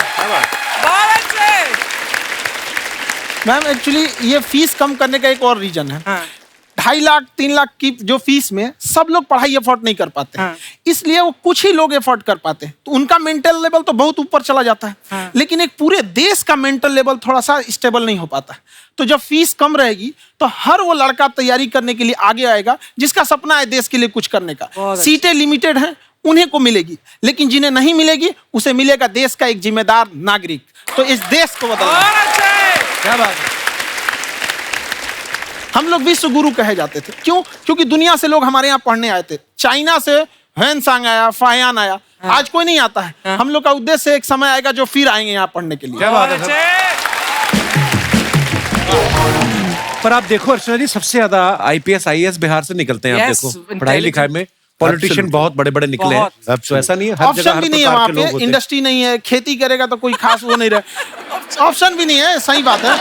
बिहार की मिट्टी में एक चीज है, जिद तो बहुत जबरदस्त है। कुछ भी नहीं रहेगा तो सब कुछ पाने का उसको जिद रहेगा, करके भी दिखा देगा। वहाँ पे कर देंगे हम आपको। विवेक सर, आपके बारे में हमने सुना एक बार आप संन्यास लेने चले गए थे। कौन वापस लेके आया आपको? फिर कहाँ तक पहुंच गए थे आप? नहीं, मैं एमबीए की पढ़ाई के बाद मैं ये सोचा था कि अपना जीवन भगवान की सेवा में समर्पित कर दूं। अच्छा जी। बहुत साल मैं वृंदावन में रहा था और गुरुकुल में रहा था। अच्छा जी। और वहाँ सेवा करना, बहुत अच्छी शिक्षा मिली। मैं बोलता हूँ मेरी असली एमबीए वही थी, मोस्ट ब्यूटीफुल एसोसिएशन। वाह। और मैं वहाँ भगवत गीता पढ़ी, जहाँ मुझे गीता से लगाव हुआ। तो मेरे गुरुजी का आदेश था कि आप भगवत गीता को बिजनेस मैनेजमेंट के साथ जोड़ के देश दुनिया में बताओ। मेरे को लगा बड़ा मुश्किल काम है। मैंने बाद में देखा कि डॉक्टर स्टीफन कोवी, जिनकी किताब है 7 habits of highly effective people, आप सबने पढ़ी होगी, उन्होंने बोला मैंने 7 हैबिट भगवत गीता से लिए। और हमारे देश के लोग ऐसे हैं जो मेरी किताब पढ़ते हैं, जो कि 3.5 मिलियन कॉपीज बिक चुकी हैं, और भारत में भगवत गीता नहीं पढ़ते। तो मुझे लगा कि मैं गीता विद मैनेजमेंट के ऊपर आकर के बातचीत करूं। मुझे लगा बहुत कठिन होगा, पर मेरे गुरुजी का आदेश था कि कठिनाई आपको तभी तक दिखेगी जब कठिनाई को देखोगे। तो एक छोटा उन्होंने मुझे बताया, पूछा कि इस कमरे में लाल रंग कितनी जगह है, देखो आप भी एक बार जरा देख के बताओ।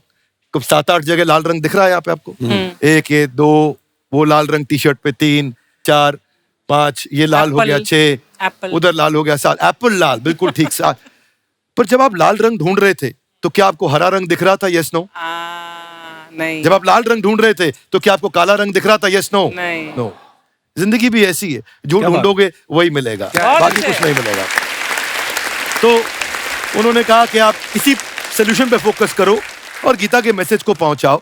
तो मैं बिजनेस मैनेजमेंट के प्रोग्राम्स कॉर्पोरेट्स में करने शुरू किए, क्योंकि गीता पहला मोटिवेशनल सेमिनार जो पृथ्वी के इतिहास में कपिल जी हुआ, वो कृष्ण ने दिया था। पहले मोटिवेशनल स्पीकर इस पृथ्वी के इतिहास के कृष्ण थे, जिन्होंने अर्जुन को रणभूमि में मोटिवेट किया था। बड़ी पेशेंस कृष्ण ने अपने लीडरशिप क्वालिटी से दिखाई। वो मुझसे मुझे बड़ा इंस्पायर किया, वो चर्चा ने इंस्पायर किया, और डिस्कशन ने इंस्पायर किया। तो उस डिस्कशन को मैं आज भी लेके चलता हूँ अपने साथ। कहाँ सर, हमने सुना है आप 5 स्टार में रुके थे कल, और नीचे जाके वड़ा पाव खाने गए आप रेडी पे। एक्चुअली क्या है ना कि वहाँ जो चीजें सीखने को मिलती है ना, खाली पेट और खाली जेब इंसान को जो सिखाते हैं वो किसी यूनिवर्सिटी कॉलेज में नहीं सिखाया जाता। और गरीबी बड़ा बेशरम चीज होती है। तो कहते हैं कि मौत भी तू जल्दी आया कर गरीब के घर में। कफन का पैसा भी खर्च होता है दवाइयाँ खरीदते खरीदते। हाय हाय हाय, क्या बात है। और खान सर की खासियत ये है कि जिसको तो पढ़ना है, जिसको एजुकेशन चाहिए, वो तो इनका वीडियो देखते हैं। लेकिन वैसे भी कई लोग, जैसे अर्चना जी बात करी थी, कहती मैंने जब देखना शुरू किया तो मैंने बैक टू बैक इतने सारे वीडियोस देखे, क्योंकि आपका जो तरीका जो बोलने में, एक तो इनकी जो टोन है पढ़ाने में, और साथ साथ में जो ह्यूमर आता रहता है, तो उसकी वजह से और भी इंटरेस्टिंग हो जाते हैं आपके वीडियो। शुरुआत में हम लोग जब स्टूडेंट लाइफ में थे, या हम कई स्टूडेंट को भी देखते हैं, वो बेचारे जब थक जाते हैं तो आपका शो देखने लगते हैं। तो शुरू में हमको लगता था जब कि अरे यार हमारी पढ़ाई उसके लिए है, लेकिन पढ़ाई में थक जाता है, शो देख के नहीं थक जाता है। तो हमने सोचा दोनों को मिक्स कर देते हैं। तो हमने उसको, और आज आपको पता नहीं, हमने भी यही किया है। मिक्स करने। हमारे एजुकेशन सिस्टम में 2 कमी है, एक एजुकेशन की, दूसरा सिस्टम की।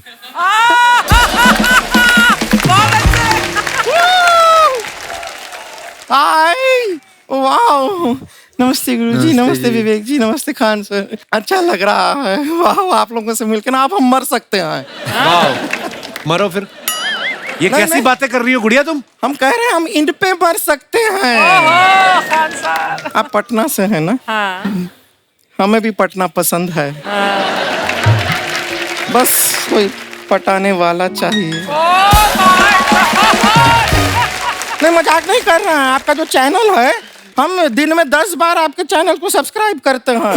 दिन में अरे हाँ, और बेल आइकन तो हम इतने जोर से दबाते हैं कि बाकी यूट्यूब वाले बाहर निकल के देखते हैं कि ये कौन है जिसने इनका चैनल इतना जोर से दबा दिया बेल आइकन। गुड़िया तो शर्म नहीं आती है? आते ही फ्लर्ट शुरू कर दिया ना तूने। तो जाते हुए करते हैं क्या? विवेक जी नमस्ते। आपसे एक काम था छोटा सा, कर देंगे आप? ये क्यों करेंगे? नहीं, गुरुजी हमेशा अपने वीडियो में कहते हैं कि विवेक से काम लो, विवेक से काम लो। विवेक मतलब दिमाग से काम लो आप। हाँ, तो विवेक जी अपने दिमाग से ही काम लेंगे। बहुत दिमाग है उनके पास। ये देखिए, जो आदमी, आपको मैं बताइए, जो आदमी बिना फिल्म किए कपिल शर्मा शो में आ गया, कितना दिमाग होगा उसके पास। लेकिन एक बात है जिसकी वजह से हम आप तीनों से नाराज हैं। क्यों? क्या बात? हर चीज में मोटिवेट मोटिवेट मोटिवेट क्या होता है? सच कह रहा है, जब भी ये शब्द सुनते हैं हमें लगता है कोई हमें चिढ़ा रहा है। मोटिवेट? बदल दीजिए ना, खाली मोटिवेट बोलना ही क्यों जरूरी है? कुछ और कीजिए। रोटी वेट, छोटी वेट, पतली वेट, कुछ भी बोलिए, मोटिवेट हटाइए। तो गुड़िया तू भी एक्सरसाइज किया कर ना, देख डॉक्टर साहब ने कितना वजन कम किया है, तू भी कर ले। ठीक है, फिर मोटिवेट से ही चला लेंगे। लेकिन मोटिवेशन कोई बुरा बात नहीं है। हमारे दादाजी भी वैसे बहुत मोटिवेट करते थे। हाँ, एक बार तो तालाब में डूब रहे थे हमारे दादाजी। हमारे पास रस्सी भी था, ट्यूब भी था, फिर भी हम अपने दादाजी को बचा नहीं पाए। क्यों? क्योंकि हमने उनकी ओर तिनका फेंका ना, वही कहते थे डूबते को तिनका का सहारा काफी। नहीं लगा सहारा, दादाजी बुड़बुड़ बुड़बुड़ बुड़बुड़। गुड़िया तू क्या करने आई इधर? अरे हाँ, हम क्या करने आए हैं, एक पूछना था सर, खान सर। ये जो हमारा एक चाचा का लड़का है, उसको क्या है, थोड़ा पढ़ाई में प्रॉब्लम हो रहा है। तो 12वीं का पढ़ाई आप उसको अच्छी तरह करवा के 12वीं पास करवा देंगे आप? करवा देंगे, वेरी गुड, बात कर लेते हैं। हाँ, राम सरोवर, देखो हमारा बात हो गया है। ये 10वीं जो तुमसे नहीं दिया जा रहा है वो नहीं देना है।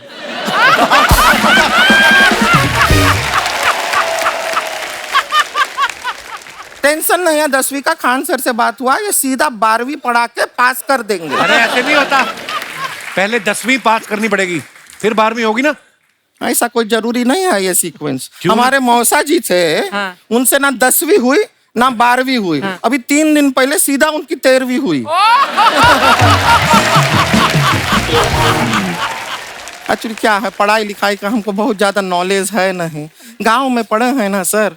स्कूल कहाँ होते थे अर्चना जी? गांव में स्कूल नहीं था, पेड़ के नीचे पढ़ते थे हम। यहाँ तक कि हमारे पास ब्लैक बोर्ड भी नहीं था। हमारे मोहल्ले की जो भैंसिया थी उसको खड़ा करके टीचर उसके ऊपर लिख के पढ़ाती थी। मजाक नहीं कर रहे हैं। और आप तो समझ रहे हैं, अभी ब्लैक बोर्ड की एक अटैच डस्टर था बैक बोर्ड का, समझ रहे हैं? ऐसा वो पीछे से आता था, लिखा हुआ मिटाता था और चला जाता था। ये तो कुछ भी नहीं है। एक बार क्या हुआ, हमारा स्कूल शुरू हुआ, शुरू होते ही 2 महीने के लिए छुट्टियां हो गई। क्यों? ब्लैक बोर्ड ने बछड़ा दिया था ना। तो वैसे आप लोग ना इतने ज्ञानी हैं, सब कुछ जानते हैं। आपसे एक टेक्निकल सवाल पूछे। एक बार ना 4 दोस्त थे, 4 दोस्त, साम दाम दंड भेद। वो डिसाइड करते हैं कि चलो एक गेम खेलते हैं, तो टीम्स बनाते हैं। तो साम दाम ने एक टीम बनाया। इस पे भेद को बहुत गुस्सा आया। पता है क्यों? क्यों? क्योंकि भेद को दंड मिला ना।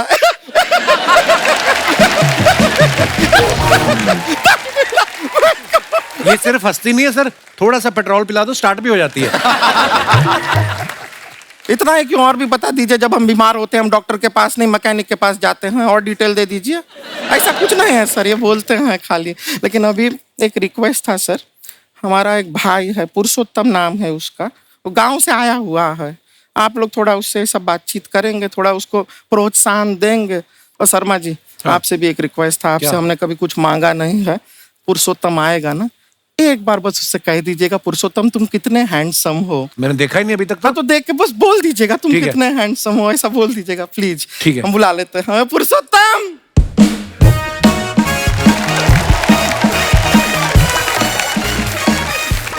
ये बड़ा- पुरुषोत्तम है। वाह, तेरा भाई बड़ा हैंडसम है। अरे था- है तो हमारे खानदान में सब हैंडसम है, ज्यादा चापलूसी करने का जरूरत नहीं है। देखा हमारा यहाँ पे कितना चलता है। हाँ, एक नंबर दीदी, एक नंबर। सब लोग हैं, हाँ, नमस्ते कर दो। ये बड़ा अच्छा लड़का है, गांव में ना भैंस चराता है, इसको थोड़ा मोटिवेट कीजिए ना। नहीं तो मतलब भैंस चराता है तो मोटिवेट करके क्या होगा? शेर चराएगा बाद में। अरे शेर चराएगा तो शेर इसको चर नहीं जाएगा। नहीं नहीं, ऐसे हम खाली कह रहे हैं, तुम्हारा चेहरा थोड़ा बकरी जैसा है ना, तो वैसे ये सब बड़े बड़े लोग हैं। इनको बताओ कहा क्या बनना चाहते हो जीवन में आगे? HR। HR। अरे वाह, देखे कोई बड़ा कंपनी में ह्यूमन रिसोर्स का काम करेगा ये। अरे HR मतलब दीदी Hrithik Roshan, tiny tin tin tiny tin tin. ना जूता पहनने का काम किया करो, जूता खाने का नहीं। काम किया है, कुछ बड़ा किया है लाइफ में? किया है ना दीदी, एक बकरी के बच्चे को बड़ा किया है। तो क्या जिराफ बना दिया बकरी के बच्चे को? अरे कुछ अलग किया है। हाँ दीदी, अलग किया है। वही बकरी का बच्चा भैंस का दूध पीने जा रहा है, तो हमने उसको अलग किया है। इससे नहीं होगा, अब रहने दो, इधर आओ। ये देखो इतना बड़ा बड़ा लोग बैठा है, इनके सामने ऐसा बातें करोगे? इनसे मिलो, इनसे मिलो। विवेक जी तो कितना मार्केट के बारे में भी जानते हैं, मार्केट का कोई सवाल पूछो इनसे। सर परसों जो है मार्केट में हमारी साइकिल गायब हो गई, आपने देखा है क्या? हमारी साइकिल गायब हुई ना, हाँ। इसलिए दिमाग से पैदल हो तुम। पैदल समझते हो? हाँ चलोगे? 20 कदम चलोगे? हाँ। हाँ, घूमो जरा, अभी 20 कदम चल के दिखाओ। निकलो। सॉरी, माफी चाहेंगे। चलिए चलते हैं, नमस्ते। तो गुरुजी, डॉक्टर साहब, खान सर, आज हमारे जो मेहमान यहाँ पे आए हैं, इनके कुछ सवाल हैं, तो ये आपसे पूछना चाहेंगे अगर आपकी इजाजत हो तो। जी जी जी, आप लोग अपने सवाल पूछ सकते हैं। सबसे पहले कौन आ रहे हैं? जी मैडम। नमस्ते कपिल सर। नमस्ते मैम। आज आपका शो देख के बहुत अच्छा लगा। फर्स्ट टाइम मैं शो पर आई हूँ, लेकिन रियली जो मैंने यहाँ अनुभव प्राप्त किया है वास्तव में कहीं नहीं किया। अरे शुक्रिया शुक्रिया। कहाँ से आई मैम आप? मैं खारघर से आई हूँ, नवी मुंबई। अच्छा जी। और मेरा नाम कविता अग्रवाल है। मेरा प्रश्न गोपाल सर से है।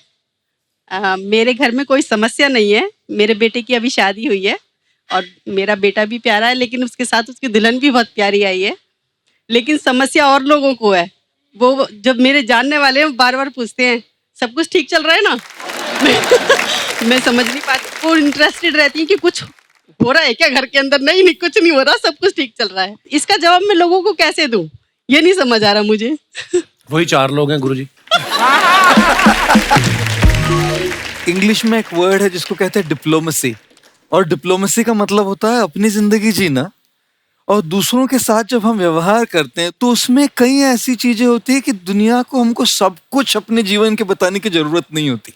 कुछ ऐसे लोग होते हैं जो हमारे लिए बहुत मायने रखते हैं, बहुत। उनको बताना ठीक ठाक है, लेकिन अगर सबको हमारे जीवन के बारे में बताने लगेंगे तो जीवन कैसे चलेगा? तो अगर कोई आपके घर में समस्या है, नहीं है, कैसे चल रहा है? ठीक चल रहा है, अच्छा चल रहा है, बहुत बढ़िया चल रहा है, बस ये डिप्लोमेटिक आंसर्स हुए। लेकिन अगर कोई ऐसा हो जिसके साथ हमारा रिश्ता बड़ा गहरा हो, उनके साथ तो हम अपने दिल की बात खोल के करेंगे ना। और इसलिए मैं कई बार कहता हूं कि जो सुख में हमारा साथ देते हैं ना वो रिश्ते होते हैं, लेकिन जो दुख में हमारा साथ देता है ना वो फरिश्ते होते हैं। हाय हाय। जिस दिन गलत बोल देना आप। अच्छा। बोलना बड़े झगड़े चल रहे हैं, तलवारें चली कल। फिर देखना क्या मजे लेते हैं, फिर देखना उनका रिएक्शन क्या है। धन्यवाद मैम शो में आने के लिए। और कोई हमारे दोस्त? जी भाई साहब। Hello everyone. Hello Kapil. Hello sir. मेरा नाम अमित शाह है और मैं सियाटल यूएसए से आया हूँ जस्ट आपके शो के लिए। अच्छा जी, बहुत बहुत स्वागत है शाह साहब आपका। मैं और मेरी वाइफ गुरुजी के वीडियोस बहुत फॉलो करते हैं। अच्छा जी। और गुरुजी हमेशा कहते हैं कि आदमी ने झुक के रहना चाहिए, माफ़ी मांगनी चाहिए। तो सिचुएशन ऐसी है कि गलती मैं करता हूँ, मैं माफ़ी मांगता हूँ। गलती मेरी वाइफ करती है, फिर भी मैं ही माफ़ी मांगता हूँ। तो मेरा प्रश्न आपसे ये है कि आपकी जो सीख है कि माफ़ी मांगते रहना चाहिए, वो सिर्फ पतियों के लिए है या पत्नियों को भी लागू पड़ती है? बिकॉज इसने तो आज तक माफ़ी नहीं मांगी मुझसे। आज इस एपिसोड के बाद घर जाके आपको फिर मांगनी पड़ेगी। एक और ऐड होगी आपकी। मैं कई बार कहता हूं कि a man who says sorry when he is wrong is honest. A man who says sorry when he is not sure is wise. And a man who says sorry even when he's right is called a husband. लेकिन jokes apart, मैं कई बार कहता हूं इस बात को, रिश्ते झुकने से यदि आपके रिश्ते सुधर जाते हैं तो झुक जाओ. क्या बात है, बहुत अच्छी बात है. झुकने से अगर आपके रिश्ते सुधर जाते हैं तो झुक जाओ, लेकिन बार बार आप ही को झुकना पड़े तो रुक जाओ. नाउ सॉरी बोलना, अपॉलजी, माफी मांगना, ये सब के लिए एप्लीकेबल है. इसलिए कई बार कहते हैं कि मैंने कुछ इस तरह से अपनी जिंदगी को आसान कर लिया, कभी किसी से माफी मांग ली और कभी किसी को माफ कर दिया. वाह, शुक्रिया शो में आने के लिए, थैंक यू. और कोई हमारे दोस्त? जी भाई साहब. माय नेम है Rajesh Tiwari, same corporate world, मेरे गुरु भी यहीं पर है. मेरा गुरुजी से सवाल है सर. समस्या ये है कि सर जब मैं घर आता हूँ ऑफिस से थक हार के, सेल्स वाले प्रोफाइल पे हम लोग, अच्छा. तो जब घर पहुंचते हैं तो वाइफ का कभी कभी मुंह है ना सूजा हुआ दिखता है. तो सोचते हैं गुब्बारे जैसा मुंह क्या हो गया, तो पूछ लेता हूँ भाई क्या हुआ है आपको, तो वाइफ कहती है कुछ नहीं, तुम नहीं समझोगे. अब मैं सोच में पड़ जाता हूँ अब क्या करूँ. फिर 5 मिनट के बाद फिर से जाता हूँ, पूछता हूँ भाई क्या हुआ, कुछ प्रॉब्लम, तो बोलती है कुछ नहीं, तुम नहीं समझोगे. तो ये सर समझ में नहीं आ रहा है कि प्रॉब्लम नहीं पूछूंगा तो भी प्रॉब्लम है. आप समझना चाहते हैं? हाँ, तो समझ जाइए फिर कि आप कभी नहीं समझोगे. ऐसा नहीं. हेलो हेलो कपिल सर, आप ही हैं वो जिनके बारे में ये बात कर रहे हैं? हाँ. आज फिर सूझेगा मुंह, देखना आप. सर आज भी इनका अफेयर कम नहीं हुआ है. अफेयर के बाद घर में इतनी रौनक आ जाती है, परफ्यूम, सॉन्ग चेंज हो जाता है, सब. अफेयर के बाद? अफेयर? हाँ. कौन से अफेयर के बाद? सर इनका अफेयर होता है बिजनेस के साथ. मैं कहता हूँ कॉर्पोरेट अफेयर है, ये कहती है कुछ और अफेयर है. ओहो, आपका आपसी मसला है, हमको नहीं पता. इसमें तो सारे डर रहे कहीं हमसे ना भाई, पूछ हम ले. नहीं जवाब देंगे इस सवाल. इसमें तो गुरुजी भी इधर उधर देखने लग गए, कहीं ये सवाल हमसे ना पूछ ले. बिंद्रा साहब भी इधर आप देखने जवाब लग गए. मेरा गुरुजी से सवाल है कि इस सिचुएशन को कैसे हैंडल किया जाए. पहले कई बार ऐसा हुआ करता था, मैं थोड़ा लाइट कर देता हूँ पहले माहौल. जी जी जी. मुझे तो खुद के माइंड को हल्का करना पड़ेगा. पहले ना जब लड़के किसी को प्रपोज करते थे तो बड़ी ऐसी स्पिरिचुअल भाषा में प्रपोज किया करते थे. कि वो लड़की को लड़का कहेगा मैं शरीर हूँ, तू मेरी आत्मा है. ऐसा टाइप का एकदम स्पिरिचुअल सेंटी टाइप. अभी 2023 में डायलॉग बदल गया. वो कहता है मैं स्मार्टफोन हूँ, तू मेरी सिम कार्ड है. और लड़की कहती है मेरी ऊपर वाले से एक ही प्रार्थना है कि तेरा स्मार्टफोन ड्यूअल सिम कार्ड वाला नहीं हो. Sir got the answer. तो आपको जवाब तो मिल ही गया होगा इस सवाल का. लेकिन एक बात मैं कहना चाह रहा हूं, देखिए जी, कि रिश्तों में कई बार गलत फहमियां बहुत हो जाती है. क्योंकि भारत में मैंने देखा है हमारे रिश्तों में ना हम दूसरों की बातें सोचते हैं, हम कल्पना कर लेते हैं, लेकिन साथ साथ मिलके बैठ के समझौता नहीं करते, समझ नहीं पाते एक दूसरे से. और उन गलत फहमियों से निकलने के लिए बैठ के बात करने की जरूरत होती है. सर आपने जो भी कहा है एकदम सही कहा है. हमारी शादी को 20 साल हो गए ऑलमोस्ट. हाँ. और जब प्रॉब्लम्स होती है तो ये समझ के ले लेती है बहुत बार, तो गाड़ी आगे बढ़ जाती है. कभी मैं समझ के लेता हूँ तो आगे, फिर कॉन्फ्लिक्ट्स होते हैं, तो इसी तरह चलते रहता है. चल ही रहा है ना, चल रहा है ना. 20 भी निकल गए, आगे भी निकल जाएंगे. बहुत बहुत धन्यवाद सर शो में आने के लिए, शुक्रिया. दोस्तों आज हमारे साथ एशिया की पहली फादर डॉटर की ऐसी जोड़ी मौजूद है जिन्होंने वर्ल्ड की 7 सबसे ऊंची चोटियों के शिखर तक पहुंचने का रिकॉर्ड बना के भारत का नाम रोशन किया है. आप सबकी तालियों के बीच इनवाइट करना चाहूंगा पद्मश्री अजीत बजाज साहब और उनकी पुत्री Diya Bajaj. Hello Diya, welcome welcome. Bajaj sir नमस्कार, कैसे हैं आप? बहुत बहुत स्वागत है सर, and we are so proud of you. और बताइए सर अपने बारे में कि कैसे शुरुआत हुई. When I got into adventure, I was blessed. The best thing that happened to me in my life was my 2 daughters. They are both here with me, Dia and Meghna. And also my wife. अभी आप बहुत कुछ कह रहे थे और अगर मैंने वाइफ का नाम नहीं लिया तो घर तो जाना है सर। पहाड़ तो चढ़ गए, घर की सीढ़ियां कैसे चढ़ोगे? देखिए, as parents we have to introduce our children to various diverse fields. क्योंकि मैं एडवेंचर में था, मेरी दोनों बेटियां मेरे साथ स्कीइंग जाती हैं, हम स्कूबा डाइविंग करते हैं, माउंटेनियरिंग करते हैं। दिया is into extreme adventure, Everest चढ़कर, तिरंगा फहराकर, बहुत खुशी हुई। क्या बात है।